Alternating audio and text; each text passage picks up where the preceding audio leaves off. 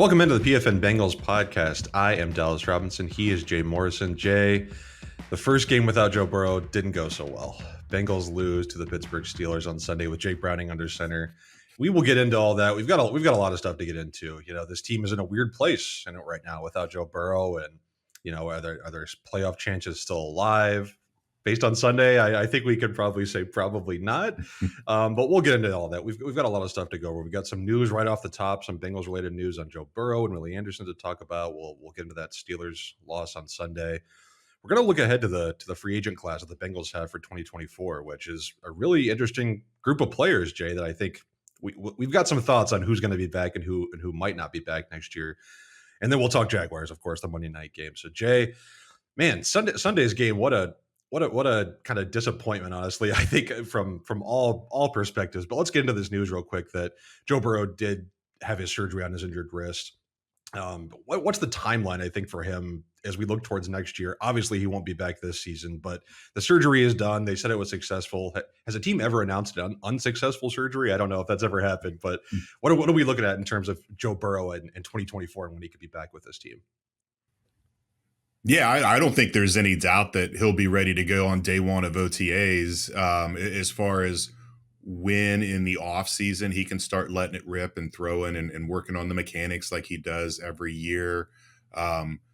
We'll find out more about that. Zach said he kind of had an idea, but he didn't want to say anything yesterday until the surgery was official. And it was late afternoon, 5 o'clock range or so, I think, when they finally started communicating with Joe's parents and putting together their press release on how they wanted to say, mention how the surgery went well and all that, talk to the doctors. So I'm sure Zach will have all that information for us on Thursday this week. Normally we get him on Wednesday, but because of the Monday night game, no media access today on Tuesday or on Wednesday. And then the first time we'll hear from Zach and Jake Browning leading into the game against the Jaguars will be Thursday. So they should have a better idea. They said expected to make a full recovery. As you said, that's what they always say after these kind of things, but it's not a knee. Yes, all surgeries are serious, but we're talking about a wrist.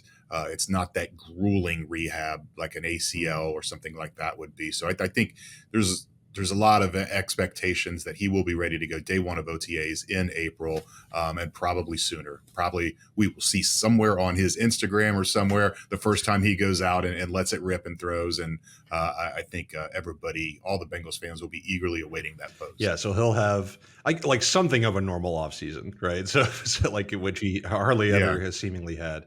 That's good news. That's good news. Obviously, we're going to have to wait for more information to see where things are at.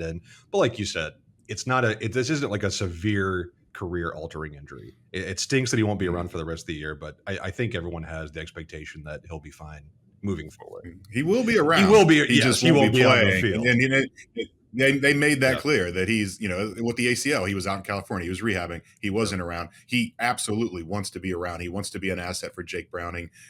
Last week he was going through stretch with the team. It's like, you're not even going to practice, but he just wants to be a part of everything. And I think that's big, especially for a guy that just signed that contract and what he means to this organization. And you look, we're going to get into the Pittsburgh game, but you look at some of the mistakes that Jake Browning made in that game, and having a guy like Joe Burrow there that has seen post snap movement, and I mean, he can help him with all that kind of stuff. And I don't know, it's such a cluster when they come over and he's talking upstairs in the booth, he's talking to Dan Pitcher. There's not a lot of time for Joe Burrow to sit down and go through stuff, but there are moments, and he can be an asset, and he wants to be that asset. So that is important. They expect Joe to be back in the building, if not Wednesday, because the team will practice Wednesday. We just don't have access, but they expect him back Wednesday or Thursday to kind of continue that mentoring of Jake Brown. The other bit of Bengals news we got this morning was that Willie Anderson is a semifinalist for the Hall of Fame again, I should say, for the fourth straight year. Yes. So there's the Hall of Fame announced 25 semifinalists. There's only one other offensive lineman I noticed, which is Jyree Evans, who played for the Saints for a long time. So I think that is beneficial to Willie in terms of getting in. But I don't know. I don't know. It feels like I'm interested to get your opinion. It feels like he's like kind of just on that fringe where he might not ever actually get in. If you look at Pro Football Reference has something called a Hall of Fame monitor where they go through and they tally up all pros and starting seasons and Pro Bowl appearances and come up with an overall score for a player. And Willie Anderson, in terms of offensive tackles, he's like right outside that range where you would be like a definitive Hall of Famer. He's kind of in that like Dan Dierdorf range, who did make the Hall of Fame. I don't know. I think if there's going to be a time that Willie's going to make it, it's probably going to have to be soon because there are other offensive tackles coming down the pike like Andrew Whitworth and Trent Williams, Tyron Smith, years from now, obviously, that are going to clog up kind of that Hall of Fame track. So I don't know. I think he's going to have to get lucky to get in. What are your thoughts on this, Jay? Do you think he's got a chance this year, or is it going to be another year of waiting? I do think he has a chance because, he's not just been a finalist 4 years in a row. He's been a finalist before. And so that's big to get to make that next step. And at some point later this month, they will trim that list from 25 down to 15 finalists. And I do expect Willie to be on that list. What you said is important. There's only one other offensive lineman on the list of semifinalists this year. I went back and I looked. The last time there was a Hall of Fame class with no offensive linemen, and it was 2017. 11 of the last 12 Hall of Fame classes have had an offensive lineman. So, you're talking about Evans or Willie, and I wonder. I don't want to sound wrong, but because Ken Riley absolutely deserved it, and it was way overdue, and it's a shame that it happened after he had passed. But I wonder if the voters are like, okay, little Bengals, we gave you one last week, and now, it could you see it 2 years in a row when they've gone forever with, since they've had one? That's what I wonder about, just the perception. But, it is a new era where Pro Football Focus, and they went back and they graded Willie's career. They were asked to do that. They did it. And I know everyone doesn't look at Pro Football Focus as the Bible, but when you're talking about offensive linemen, you need something to quantify. There are no play. stats really, except for sacks or pressures and stuff. Yeah.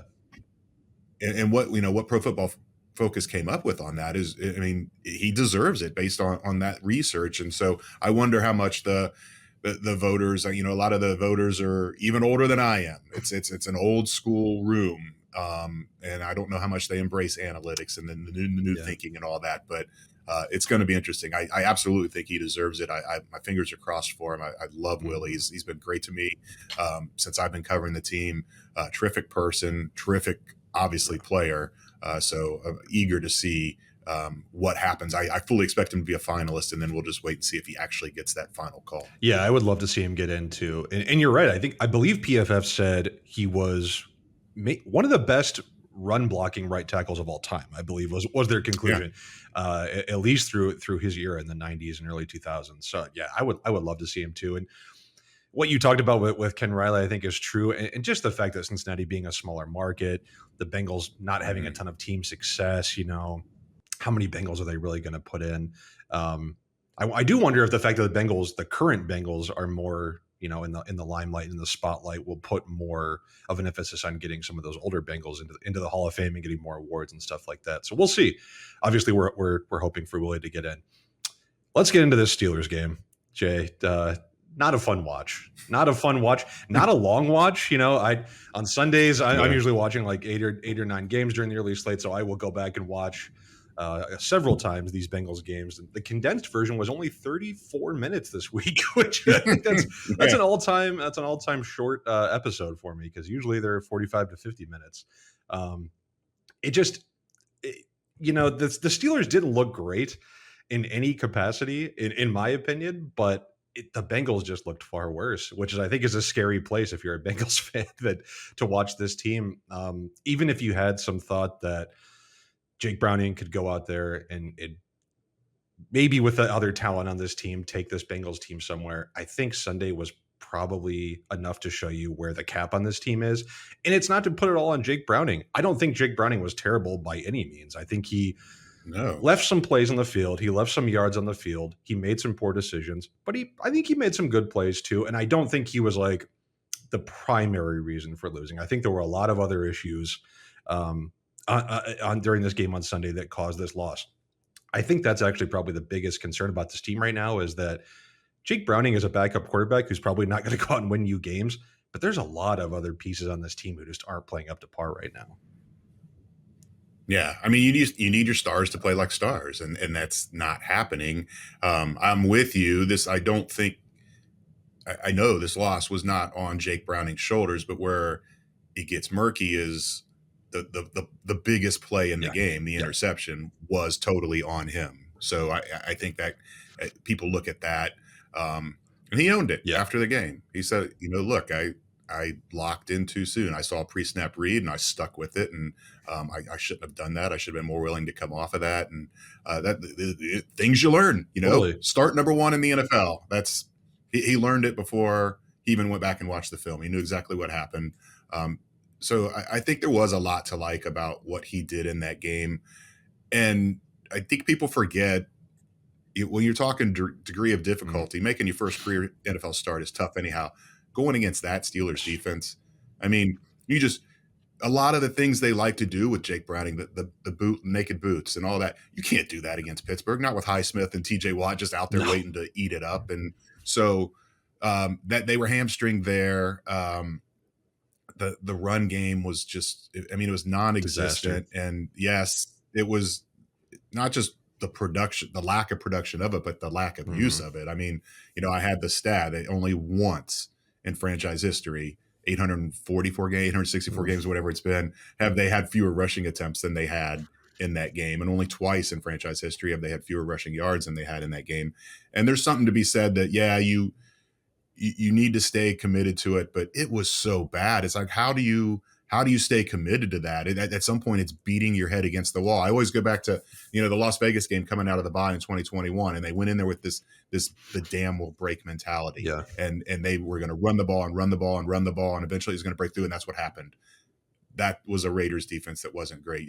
I don't think you can say that against Pittsburgh, where we're just going to keep running it and eventually it's going to break through, because you're not going to get a lot of chances if you're doing that. You're going to be putting Jake Browning in 3rd and 8, 3rd and 9 a lot. So it was just a lot working against them in that game. The fact that they had a chance to win it, I think, should be encouraging. I think there's bigger issues on the defensive side than there are, with Jake Browning, and that's really what was disappointing, is all the explosives that were still happening in that game. 4 of them in the first quarter plus. And then a couple deep shots late in the game. DJ Turner played terrific, but he gave up a deep ball. Mike Hilton, I thought, played really well in that game, but he gave up a deep ball. So part of that maybe is a product of the offense only running 40 or 42 snaps, whatever it was, and the defense just wearing down and being on the field so much. But it was not ideal. I think that if any fans had a hope of this team putting together a little bit of run and getting into the playoffs, I think reality is hitting them again, and they're not mathematically eliminated, and there is a path. It involves winning 5 of the next 6 or 6 of the next 6, which seems like pie in the sky optimism at this point. But it's not going to look like that every week. And Jacksonville's got a good defense, but even saying that, it's not going to be the challenge that the Pittsburgh defense was. But they're going to see that Pittsburgh defense again in a couple of weeks. So we'll see. Yeah, I think Jake Browning had some good moments, but I mean, he got pretty lucky not to throw more interceptions than he did. I mean, Pittsburgh dropped a couple. I mean, one of them would have been, I think, a pick 6, like clearly. Yeah. So I think he got pretty lucky. The running game, it's tough. It's a tough balance, like you talked about, because you want to help out Jake Browning, right? You want to stay ahead of the chains and do something else besides ask him to drop back. But like you said, you don't want to put him in these horrible down and distances where he's facing these long 3rd downs. So how do you balance that? I mean, it certainly doesn't help when Joe Mixon just can't do anything, when the offensive line is running into each other and making terrible combo blocks, and tons of issues that we saw on Sunday. They had a 0%. Not a single one of their runs was successful, according to, like, by the definition of a successful run. It was just a terrible day overall offensively. And then on defense, the Steelers only put up 16 points. So it's so funny. Like, I think you've heard, unless you've been under a rock, you've heard the stat by now that the Steelers put up 400 yards for the first time in 58, 59 games. Yeah, it's not great that the Bengals are the team that allowed that, but they only put up 16 points. I mean, this was the most Lou Anarumo bend but don't break game of all time. If they could have put up a few more points on offense, they still could have won this game. Obviously, there's still issues on defense. You can't be giving up this amount of yards to a team that's, they just fired their offensive coordinator. They're learning a new offensive play caller. Kenny Pickett hasn't been able to do anything all season. Najee Harris almost had 100 yards on the ground. Najee Harris, like, if you see Najee Harris run, I'm sure you did if you watched on Sunday. He has no explosive ability, and yet he almost got 100 yards against the Bengals. There are a lot of issues on this defense.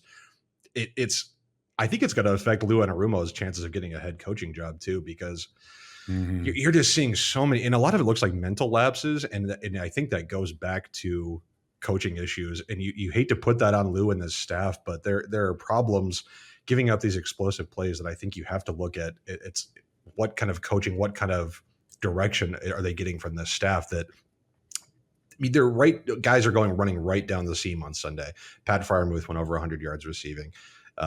It's just, I don't think that you can put this loss on Jake Browning when your defense is giving up plays to a Pittsburgh offense that hasn't done anything all season. Yeah, I thought that was a good game plan by Pittsburgh because they know that when you get into third down, that's when Dax Hill comes in and covers the tight end, and the Bengals have been better about not letting the tight ends burn them like that. And so they threw to Freiermuth on the early downs when he was getting lost in the zone or getting behind Logan Wilson a couple times, and so that was. And then you talk about too, I mean, yeah, there's miscommunications, and it's life in the NFL. You're talking about you've got a rookie cornerback in DJ Turner starting. You got rookie Jordan Battle making his first career start at safety. Dax Hill is still basically a rookie. I mean, he didn't play at all last year, so he's in his first year as a starter. And it's just those kind of growing pains. It's something that Lou's never done. He doesn't like to play rookies, and now he's got an entire secondary full of them. And we're going to see more of that. I mean, Miles Murphy played a lot more than what we've seen. His snap count wasn't as high, but the percentage of snaps he was in there was quite a bit. And I thought he looked good. I thought he had a sack. And it was the best he's looked in terms of pressure. And I thought Battle played really well. So it's going to be that it's not, people talk about tanking and all that. That's not what we're going to see, but you are going to see them taking longer and longer looks at these guys that are going to be the future of the team next year and beyond. And you're just going to have to deal with some growing pains when you're doing that. Yeah, it's a tough reality to accept, I think, because this defense was so impressive last season and really complemented, I think, this offensive attack. And to see both kind of sides of the ball kind of fall off this season, I think it's a tough reality to accept. I think going from where they were last season to now, it's kind of tough to watch, but it'll be exciting over the rest of the season, I think, to watch these younger players get more time, see guys like Battle and Turner, and maybe some other guys who haven't seen snaps get more time as the year progresses. So this game wasn't fun to watch, at least from my perspective, but I think we learned some things that we can look at moving forward and look at as we go into next week. We're going to turn the page. I think it's as we look into next year, in the next offseason, and look at this upcoming group of free agents that the Bengals have next year, Jay. But before we do, let's tell you about the PFN merchandise store. It's the holiday season. The PFN merchandise store is now open just in time for your holiday gifts. Visit pfnmerch.com for exclusive shirts, sweaters, hats, more for the football fan in your life. Act now to take advantage of Black Friday deals. Go to pfnmerch.com today. I've got some Christmas shopping to do, Jay. I think maybe some PFN merchandise will be the way I go. Bengals could be doing some shopping next year on the free agent market. They're going to have a ton of cap space. They've got a lot of interesting free agents hitting the market next year. Some of these guys are going for their first big contract. Some of these guys will be going for their second veteran contract, third overall NFL contract. We know how the Bengals have been with handing out those contracts to older guys. So we're just going to go through some of these veterans, and Jay and I are going to give our thoughts with a percentage number. We're going to put a number on it. Jay, we know you like stats. I like stats too. We'll put a specific number on this for how likely we think these guys are to come back next season. We're going to start off. We're going to go by position. Let's start off with kind of a weird one with a guy we just talked about, in Jake Browning, who is actually not a unrestricted free agent. He's an exclusive rights free agent next year. So that means that he really can't go anywhere. If the Bengals want him back, he will be back. He'll have to sign this essentially league minimum contract offer to come back. This was a very difficult one for me because we really don't know anything about Jake Browning yet, except for this one game, which was extremely disappointing. I would think it's probably very unlikely that Jake Browning will be back with his team, at least as the backup. I would say if you're talking about him coming back as the guaranteed number 2 quarterback, I'd put that at 15%, something like that next year. He could obviously change that. We talked about last week. He has the opportunity to make himself the long-term backup for this team and make himself an NFL career. If it goes like it did on Sunday, I think it's going to be tough. And I think the Bengals will be looking at that veteran QB market next year. Maybe someone like Jacoby Brissett, someone a little more with a little more experience to come in and back up Joe Burrow. So I'm going to go 20% for Jake Browning. Yeah, I went 50% just because it's a coin flip in my mind right now. He's still got 6 games to go to see what he can do, and I'm not going to say he's going to play like he did against Pittsburgh over the next 6 games. I do think he can be effective and move this offense, and it's never going to look like Joe Burrow. But let's not forget he didn't have T. Higgins on Sunday, and I expect T. Higgins to be back. And you're talking about if he's got that full complement of Chase and Higgins, Boyd. Who knows? We're going to see Chase Brown. We're going to see more of that if he can come in and give this team a spark. I think this offense can move the ball. I think it can put up points, and I think Jake Browning can make a case for himself. But he hasn't shown it yet, so that's why I went 50%. I'm with you that they're probably more likely to get a more veteran backup, but who knows that they're not gonna. They want a guy with experience. I don't know if they want to pay a guy that you have to pay with this experience. This whole list. It gets really hard after this year with the Burrow contract hitting.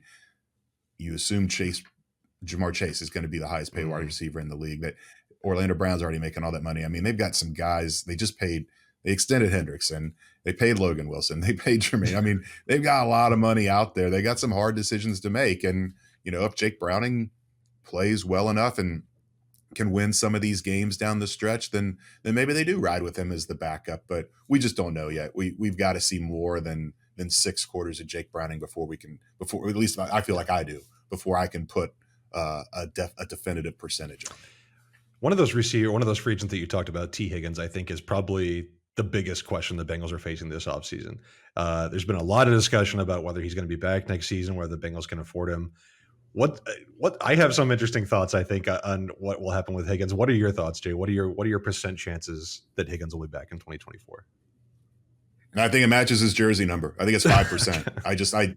I don't think. I mean, you can't put that much money into the wide receiver position. They're going to be all in on Jamar, and T has an agent who is historically difficult to deal with, and David Mulgeta, and we saw this fight with the Jesse Bates situation, and I love T. I love him as a person. People that cheer for him maybe don't get to know him. He is a really, really good guy, genuine guy, and a hell of a player. And I go back to his tour on Radio Row last year before the Super Bowl, and he said he wants to be a number 1. He's never going to be a number 1 here in Cincinnati. He's 1A at best, but he's going to be behind Jamar his entire career. If you just look at do you like what this guy can do? You take salary out of it. Yeah, absolutely. You keep him, but that's not the way it works. He just doesn't fit financially. And if you try to squeeze in another contract like that on this offense, then God help Lou Anarumo next year, because this defense, you're going to see more of what it looks like now. You can't have that much money sunk into one side of the ball. Okay. I think there is a 0% chance that he will get an extension. The more I look at it, though, I do think the Bengals could use the franchise tag on him, though. And I would put a very high percentage on that. I'm going to go like 85% that they'll franchise tag him. What are your thoughts on that? What would you put a percentage on the franchise tag? I mean, it's going to be what, 25 million? 22.9 million per over the cap is the projection. Yeah. I mean, they can make it work, but we talked about like this whole thing is this 3-game absence with the hamstring is not related to the contract at all. Zach came out and was adamant about that last week, and he doesn't typically talk about timelines on injuries unless he knows for sure. And so for him to come out and say that, I believe him that this has nothing to do with the contract.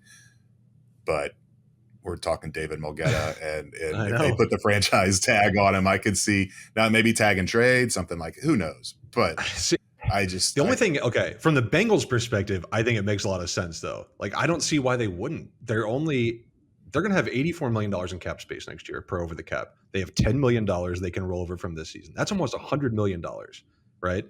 Joe Burrow's cap number is only $30 million next year. It's going to jump to 46 in 2025. Next, we talked about this being the all-in year. Next year could be really the all-in year. So I don't see why for 22.9 million for a receiver of T. Higgins caliber for 1 year, you're not making a long-term commitment. We know the Bengals don't like their, future guarantees. This is a 1-year commitment for an all-in, one big chance at the Super Bowl. Next year, the Bengals are 27th in wide receiver spending. They only have 3 guys under contract: Chase, Charlie Jones, and Yoshivas. That's it. They're only spending 11.8 million on cap space and receivers next year because Chase's cap hit is only 9.8 million. Even if they put the tag on Higgins, they'd only be spending about $35 million on receivers. That would only be 12th most in the NFL. Add a few more million for backups, whatever. That's a fair price to me to bring back this Jamar Chase T. Higgins combo for one more season. I think you're absolutely right that T. Higgins and his agent would not be happy with that. They could hold out, they could threaten things. The Bengals did this with Jesse Bates, and they heard all the same stuff from his camp, and they said, "That's fine. We'll take it as it comes. When the season shows up, we expect you to be here." And he was. That's how the Bengals play. That's how they play games. That's how they do business. I think it makes too much financial sense to just let T. Higgins walk away for nothing. Maybe a tag and trade could happen. That seems a bit much for the Bengals. That seems like something that I don't even know if they would consider that option. But I think for the price and the opportunity to bring Higgins back and go for one more run at the Super Bowl, I think it just makes too much sense. Yeah, you think now they would have liked to have maybe traded up back into the first round of that draft and take him one pick earlier, exactly. Because now they took him at 33. You don't get that 5th-year option as the first pick of the second round. They traded back up into that draft, and then the rest of that draft after Logan wasn't great. So they could have given up some stuff there. But yeah, it's I mean I don't rule it. It makes sense to do it, but I'd be surprised if they tagged him.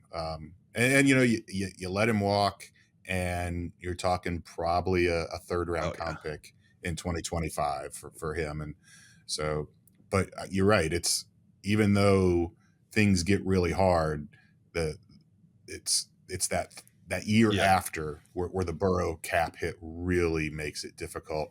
I'd love to see it. I'd love to see T. Higgins back. He's one of my favorite guys to talk to in the locker room. I just not real confident that it's going to happen. And then if you look at the other receivers, so Tyler Boyd is also a free agent. I had him much, much lower. I had him down at 10% to come back. This is factoring in my scenario where T comes back on the franchise tag. I think if you're bringing him back at that cost, there's no way you can bring Tyler Boyd back. You drafted Charlie Jones for a reason. He can play outside, but he's best in the slot. I think he's just kind of going to be your answer there. You've got Irwin, you've got Yoshivas, who could maybe see time in the slot next season.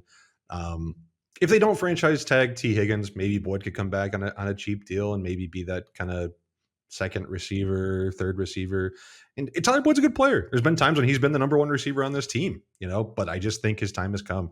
And I think he could actually kind of maybe struggle to find a good deal around the NFL, just given that he plays most of his time in the slot and kind of how his numbers have fallen off and won't be playing with Burrow if he goes elsewhere.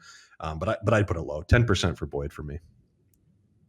Yeah, I was much higher on him. I was 40%. But there's a lot that goes into that, and part of it was what you said. We're talking about 29-year-old slot receiver. What's the market going to be? If I could see him wanting to finish it out here and seeing, you're talking about guys when they start getting to that age, 30, you start looking around and where's my best chance to win a ring? And maybe if Kansas City makes a run at him, he says it. But the other thing is, does what's happening right now change the perception inside that locker room? Where do these guys believe that Cincinnati is their best Mhm. place to win a ring. I don't know that that's totally gone, but I think this has been eye opening what's happened this season. And yeah, a lot of it's due to the Burrow injury. You assume he's going to be healthy and finally have a good training, a healthy training camp, and go into the season next year. But I do. I just the history that Tyler's had here, the what he's meant to the locker room, um, and the idea that, you know, run it back Mhm. one more year, take a team friendly deal to stay where he's comfortable, to stay with one of the best quarterbacks, to be a part of one of the better wide receiving groups in the league. I could see him doing that, especially if there's not a lot of Yeah. offers coming from outside places that have a shot to win a ring. And then what about the tight ends? That's our last skill position we're going to cover. All three of their primary tight ends, Irv Smith, Tanner Hudson, and Drew Sample are going to be free agents. What do you have for them, Jay? What percentages?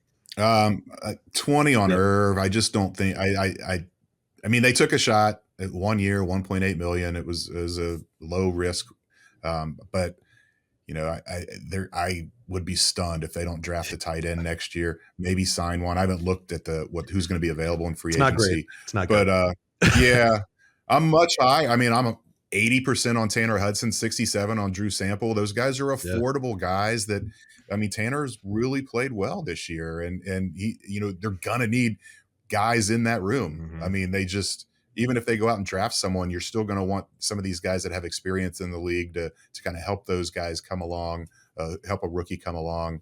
And Drew Sample is what he is. He's a run blocking tight end. It's not like there's going to be a huge market for him. He's not making a lot of money. It's going to be the same case next year. You're going to be able to get him for $1 million or $2 million. So I would be surprised if Drew Sample is not back. But you know, he can't be your Oh no. starter. They're gonna have to go out and get a playmaking tight end, which they should have done last year, and they didn't. You assume they learned their lesson from that. Yeah. I'm in the same boat as you. 20% for Irv, 50% for Tanner Hudson, 75% for Drew Sample.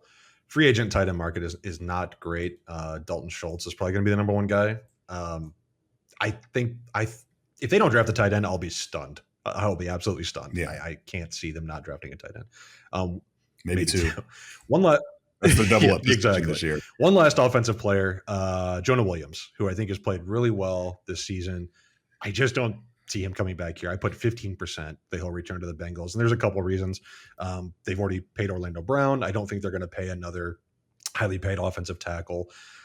They're not going to franchise tag Jonah Williams. It's going to be $23 million to do that. There's just no chance. I think right tackle will probably be at the top of their wish list for the first or second round of the draft.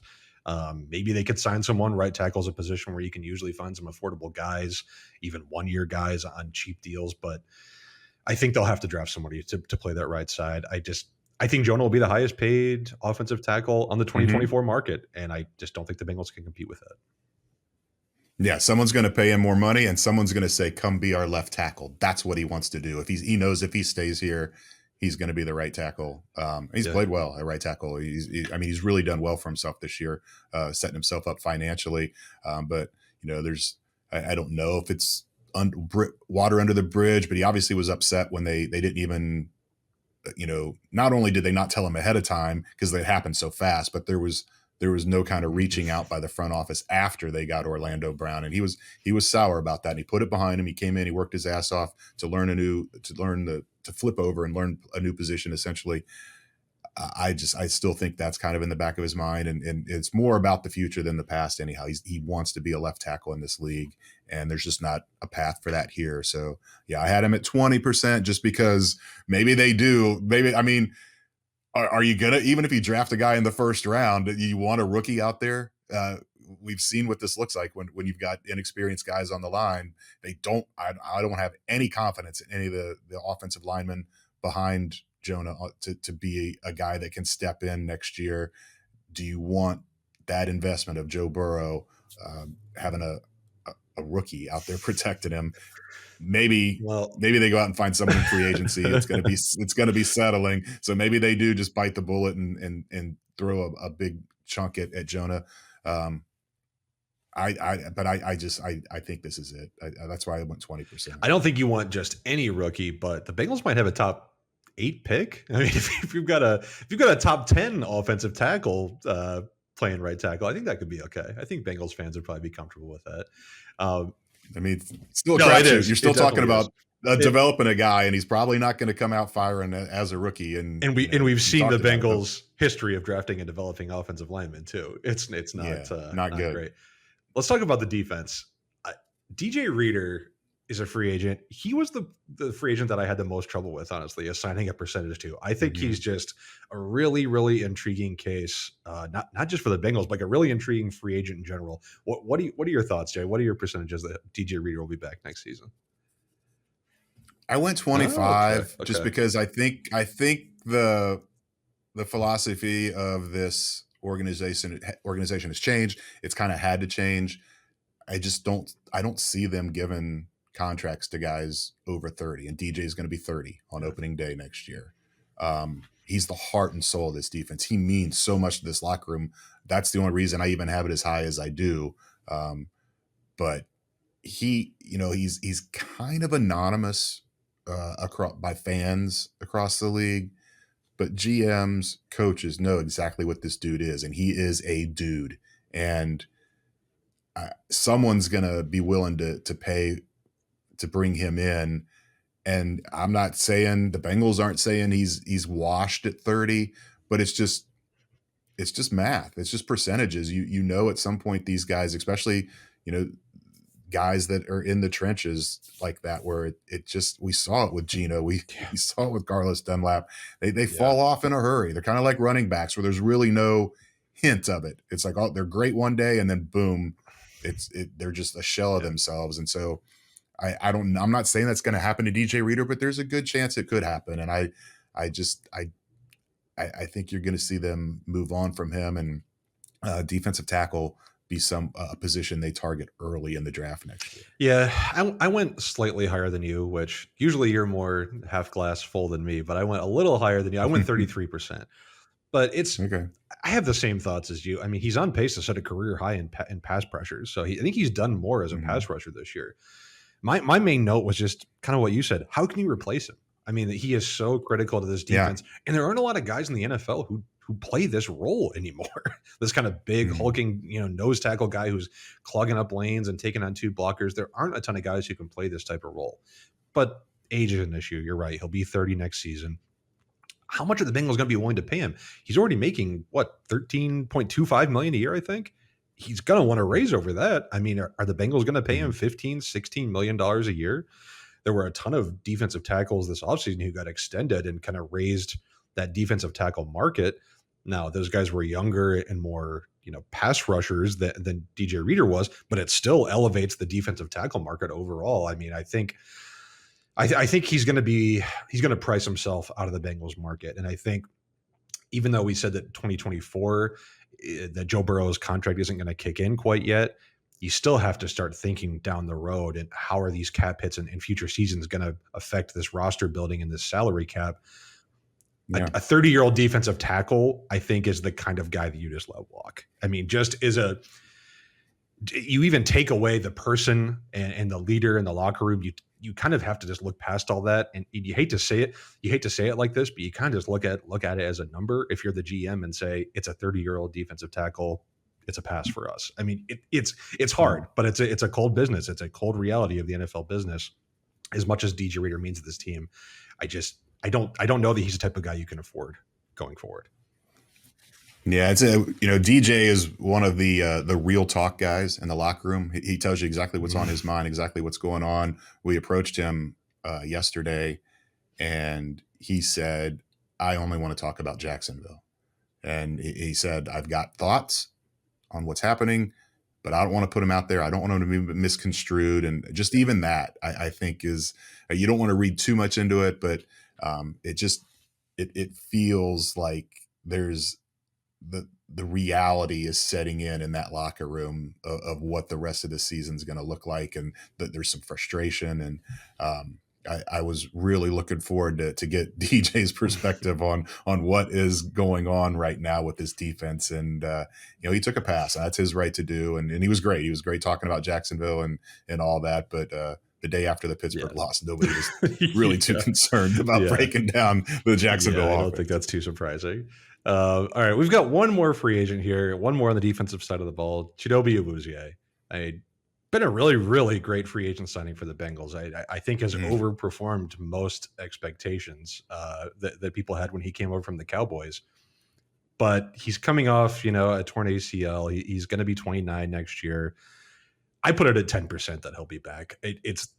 That's exactly what I had. It's the same reasons we just talked about with DJ Reader, right? He's going to be older. He's looking for a third contract.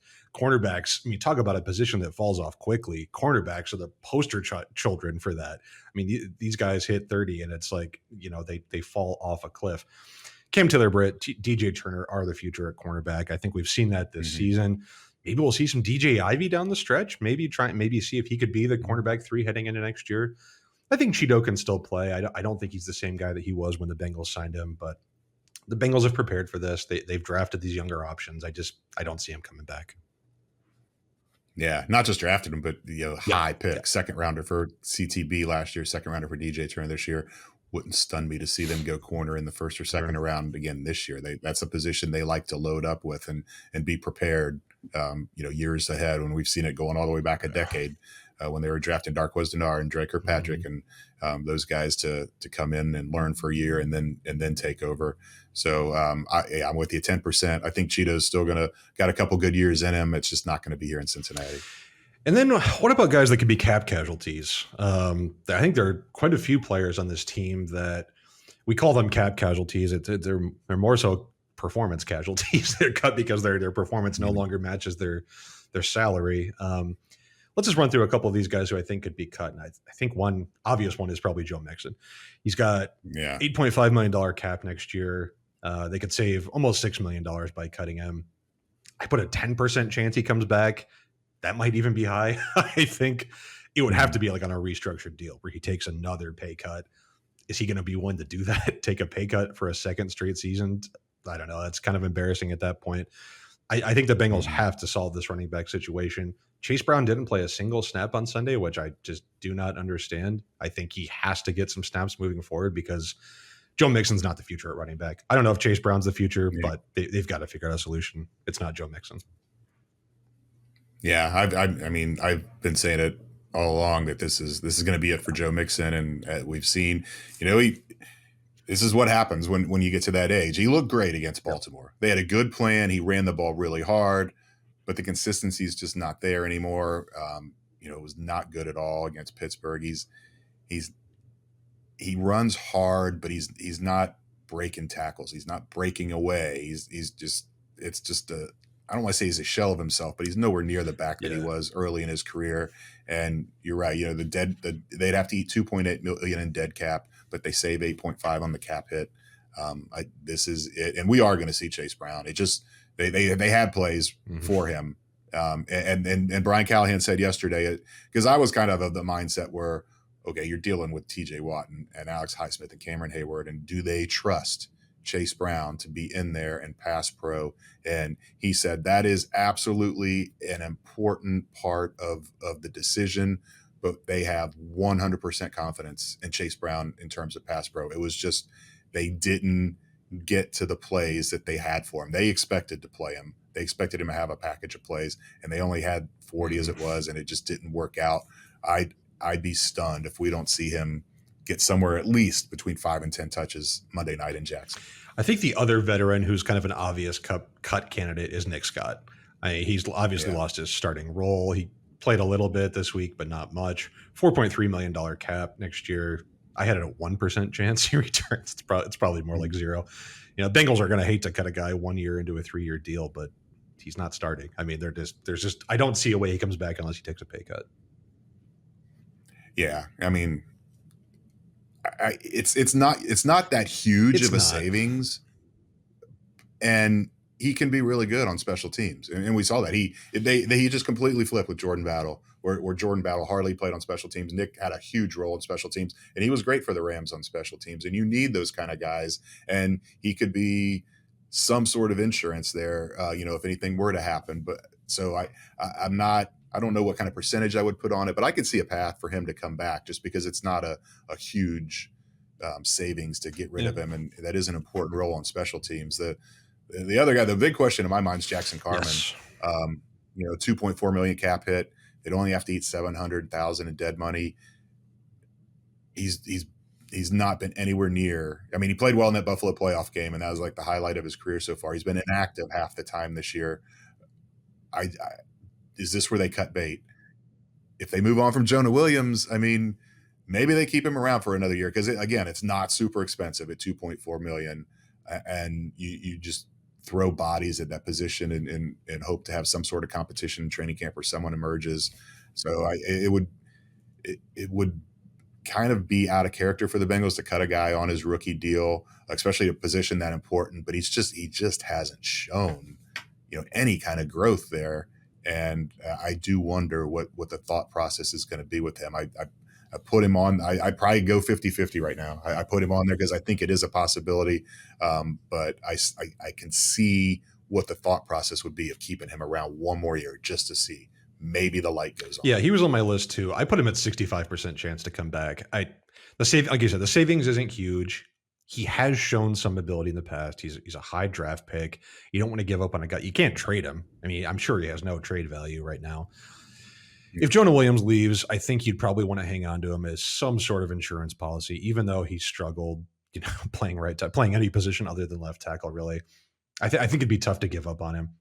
I don't know if you had anyone else on your list. I had Mike Hilton on my list just as a consideration. I think he's very likely to return. I had him at 70% to return. They would save about $6.5 million if they cut him. I think he's fallen off. I don't think he's been as good this year as he has been in years past. I think he still could play a role. I think he still is a good run defender. Like you mentioned earlier, he gave up a big play on Sunday, but he also had some good plays. Getting a little older. And I don't think the Bengals have an excellent slot replacement unless you're just like going to commit to Dax Hill playing there.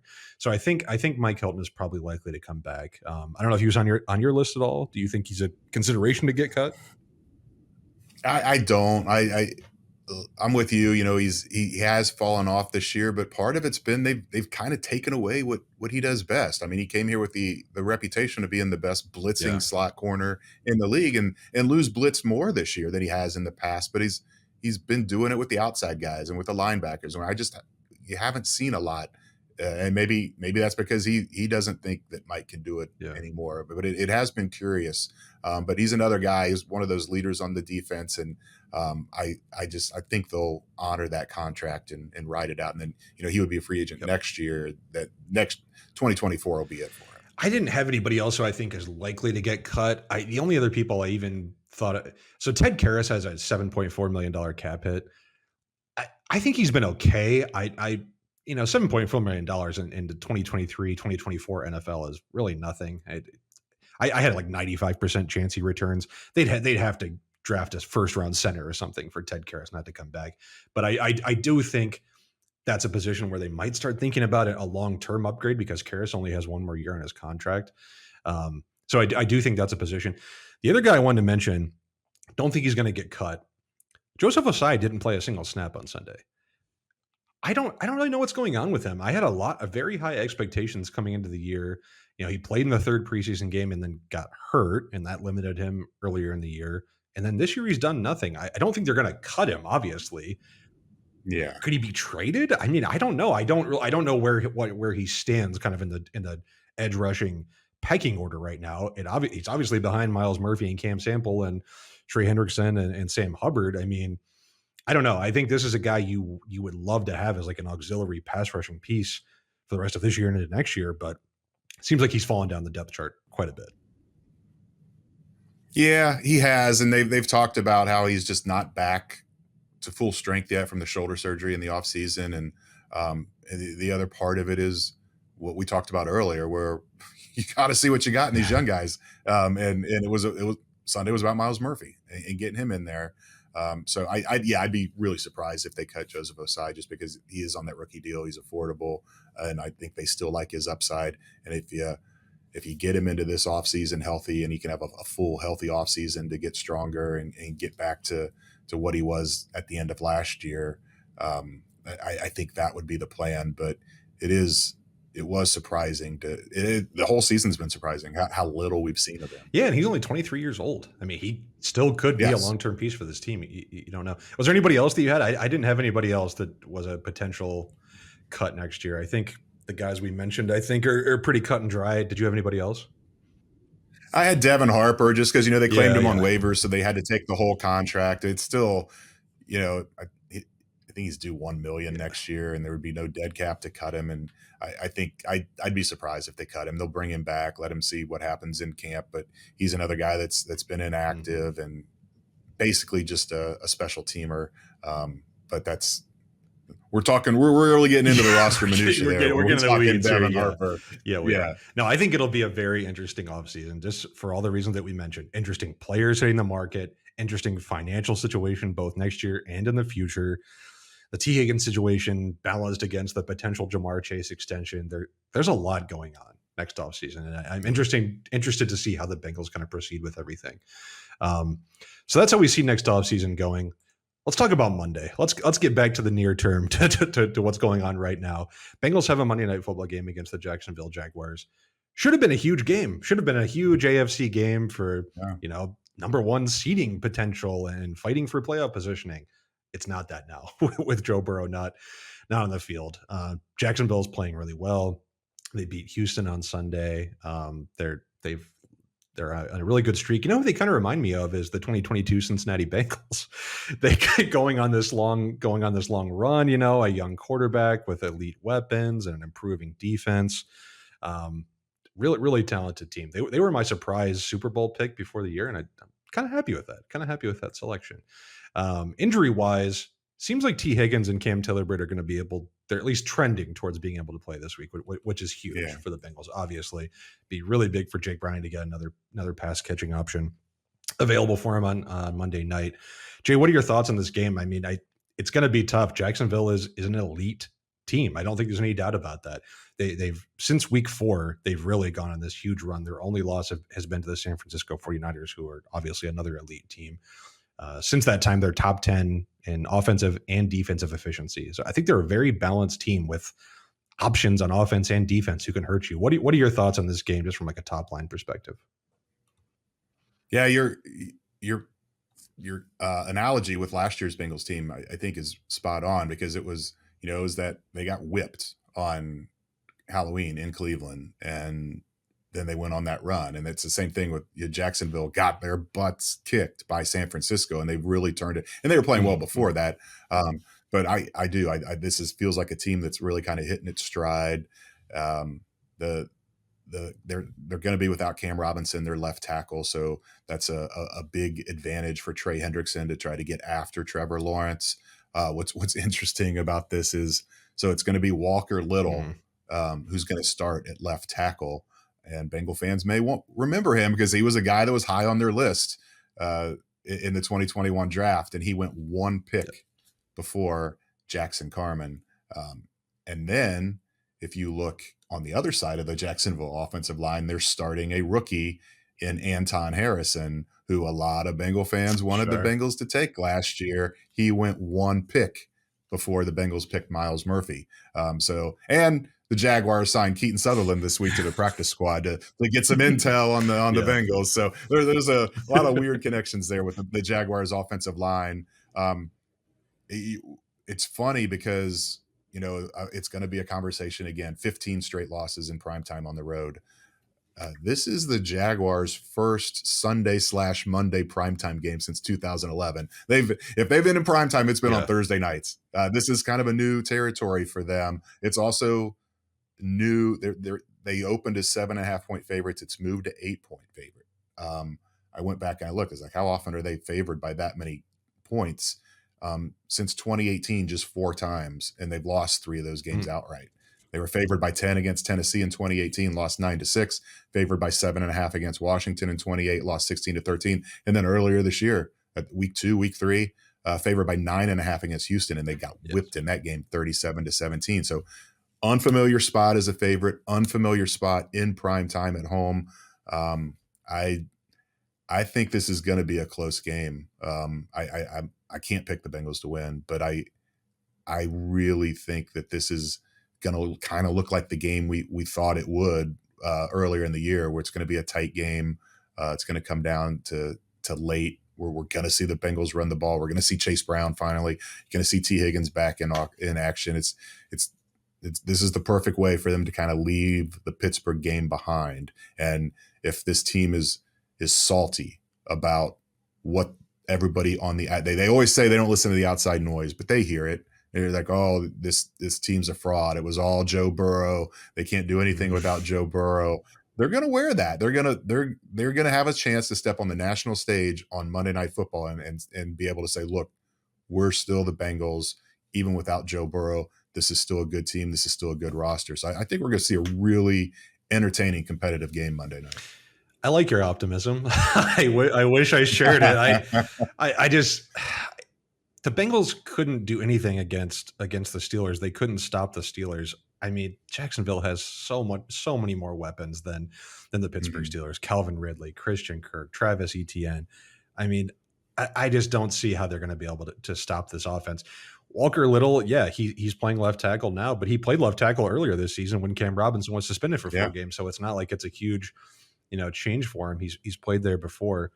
He's played guard. Yeah, and I think I'm worried about Jake Browning being under a ton of pressure. Josh Allen, not the Bills Josh Allen, the Jaguars Josh Allen is also having an incredible season, like probably his best season. He's going to be a free agent next year. Can't imagine the Jags won't franchise tag him. He's going to be going up against Jonah Williams. I think that'll be a good battle to watch. And then on the other side, Travon Walker, last year's #1 overall pick, I think has shown some stuff this season, shown some improvement over his production from last season. Going up against Orlando Brown, another good battle. I just don't see how the Bengals are going to be able to put up points against this team, against this defense, because Jacksonville is really good against the run. And the Bengals, as we've talked about plenty, can't run the ball anyway. So I don't see Joe Mixon or Chase Brown or whoever gets the touches really being able to get anything going on the ground. So then you're asking Jake Browning to win you a game. And even if T. Higgins comes back and Jamar Chase is there and Tyler Boyd is there and there's weapons for Jake Browning to throw to. And even if Tyson Campbell doesn't play, who's Jacksonville's top corner, he's missed the past 2 games with an injury. I still think this Jacksonville Jaguars defense has too many solutions when Jake Browning is under center. Could it be a good game? Yes. I think the Bengals coaching staff on both sides of the ball has enough ideas to at least make this competitive. I think at the end of the day, it's not going to be close. We'll get to our final score predictions here in a second. But for me, Jacksonville is just one of these NFL teams that's truly in that, maybe not first tier with the Eagles and Niners and those teams, but right in that second tier of NFL teams, whereas the Bengals trending more towards the bottom third of the league right now. Yeah, and if you just want to look at the Jekyll and Hyde and the history, only 4 times in Bengals history have they had a 4-game winning streak and a 4-game losing streak in the same season. That's what's on the line here. And not only would it be same season, it would be back to back. They would go from winning 4 in a row to losing 4 in a row right after that. That's never happened for the Bengals. I don't know how often it's happened league wide, but just be a really weird thing. But again, that's that's just history numbers. That doesn't speak to the actual matchups on the field. But I'm with you. I think it's going to be hard for them to score points. But I do think the defense can keep Jacksonville in range. And again, I'll get to my final score pick here in a little bit, but I'm encouraged that this could be an entertaining game. I mean, that's what the NFL is. The games are close, no matter how lopsided they look like. And, it's do you say never bet against the trend, or you say, look, they're due at some point. They have to win a game in primetime on their road. I mean, you would think so. Is it gonna be this week? I don't know. Let's get into it. Let's get into our predictions for the week. So every week we're doing one non-Bengals bet and one Bengals-based bet. Jay, where are we at for this week? I think I had a decent week last week. Decent being the operative. Yeah, you were undefeated. You went over on the Jake Browning rushing yards, and I couldn't find that prop, so I just gave you a push on that. So you went your other pick, your non-Bengals bet was Rams minus a half point against the Cardinals, and that you easily won that. So you were undefeated last week. Brian and I cannot say the same thing. I know there's a lot of people out there pissed off at the Lions that had made it pretty far in their survivor pools, and they got wiped out. I went with a teaser, Lions -1.5, and I pushed the Steelers up to +6, and so I lost that one. But I did have Denver -2.5 against Cleveland. I won that one. Brian went with the Steelers in the pick'em game against the Bengals. He won that, but he had Raiders +9.5. Look, for a while they were up 14-0. It looked like that was going to be a win, but they ended up losing by 14 to the Chiefs. So he went 1-1. So Brian is still in the lead at -10. I'm second at -22, and you drew a little closer. You're now at -50. All right, let's try and get a little closer here with this. My non-Bengals bet for the week. I'm going to go with the Buccaneers -5 at home against the Panthers. Okay. Panthers just fired Frank Reich. They promoted their special teams coordinator to interim head coach. This does not remind me of the situation with the Raiders where everybody was rallying around Antonio Pierce and they hated Josh McDaniels and they went out and won a game the next week. This doesn't remind me of that at all. The Carolina Panthers are a directionless franchise that's really going nowhere. And it seems like there's a lot of issues going on there that we might not even know about behind the scenes. Tampa Bay, I think, has been actually pretty impressive this season. They've gotten a little unlucky. I just 5 points. I think they're much better than 5 points better than the Carolina Panthers right now at home. I will take that all day. I went the complete opposite. I went for my non-Bengals bet. I was like, give me Carolina. And it's by rule. Anytime, any sport, a team fires a coach mid-season, you bet on them in the next game. It's not like you said, it was with the Raiders, it was everybody wanted Josh McDaniels gone, and it was this release. But even in this case where I think Frank Reich still had that locker room, this was just a knee-jerk reaction by David Tepper, probably the wrong move. Frank Reich's got skins on the wall in this league. He's a good coach. So it's more a matter of when you make a move like that, you put everybody on notice that, hey, my job's not safe. And there's just the inspiration comes from there. And again, it's Tampa Bay is, I think, better than people think, but this is a division game. I think it's going to be close. 5 points feels like a lot. So I'm going to go Carolina. I saw it at 5.5, but I'll take 5. We'll go. You take Tampa -5. I'll take Carolina +5, and we'll see which one of us comes out. If Vita Vea lands on Bryce Young's career might be over. I think that's a realistic outcome. Big man. Okay. Did Brian have a non-Bengals bet? Yeah, he hasn't been following the rules. He doesn't do a Bengals win. He does too. I don't think he's had a Bengals bet all year. He has and I wrote down what his opponents this week. So he's going with a money line parlay. He's taking the Texans against the Broncos, and he's taken the Lions against New Orleans. And again, just money line, not the points.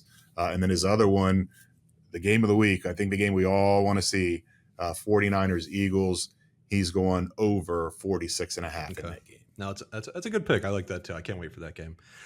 Okay, my Bengals pick. I don't think it's going to surprise anyone. I'm going with the Jaguars. I've got it 26-15 Jaguars. I love to go with these weird scores because the scores are never as neat as you think they're going to be. It's always these weird numbers.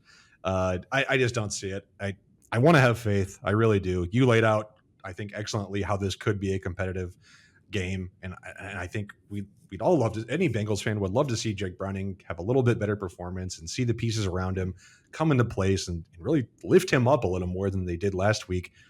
All of that's on the table, absolutely. But I think when I come down to my prediction, I just don't see it. I think Jacksonville's too good.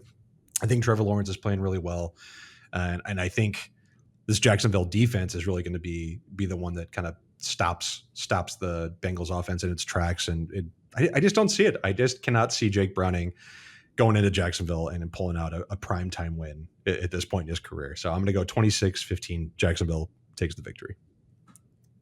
Yeah, I'm not going to pick a win, but we're on opposite sides again. It's warring factions. I'm going Bengals +8 in this one. I had it at 7.5, but I'll give you the half. I'll give you the half point in the Carolina Tampa Bay game. I'll take the half point on this one. So I'm going to go Bengals +8 on this one. It's the nature of the NFL. It's going to be a close game, and I 8's a lot. It is. It just I have to go back and look and see the last time the Bengals were underdogs at 8 points or more. I'm sure it's been a very long time. I'm sure it has too. I can't wait for this game. It's good to see the Bengals in prime time at any point, but Man, I would love to see, and I think any Bengals fan would love to see some improvement over what we saw on Sunday. And maybe it'll happen, and maybe they'll kick off a run where Jake Browning kind of looks like a competent NFL quarterback and can make himself the backup quarterback in this team for a long time. We don't know. But Jay, we'll be watching on Monday. Anything else before we sign off for this episode and look forward to Monday night? Well, I got to give my pick. I went Jacksonville 21-17. I'm trying to end the episode before I even let you do your pick. Sorry about that. And we talked about it last week. It didn't work out, but the Bengals had that crazy 27-8-1 record in orange jerseys. They have never lost in white helmets, and they're wearing the white Bengal on Monday night. So that's not enough for me to pick them. But again, I think it's going to be close. I think it's going to be competitive. I think they can keep the Jaguars in range and figure out a way to get more than 10 points this week. So I'm going 21-17. I don't know. Does that mean the Jaguars score a touchdown in the final 2 minutes to win it? Does it mean the Bengals are driving in the final 2 minutes and there's a Jake Browning turnover? I'm not ready to go that deep into how it's going to play out, but I think they cover the 8 points. All right, we'll see. It's going to be an interesting game, I think, from all facets. An interesting one to watch. So we'll be back next week. I think we're recording our normal time next week, even though the Bengals are playing on Monday. So we'll recap that game. Look forward to the rest of the season, and we'll talk about Week 13. So thanks again for listening. Please come to Pro Football Network. Check out all of our coverage. Give us a like. Give us a review. Subscribe to our YouTube channel. All the good things to make sure you're following this podcast. And we will talk to you next week.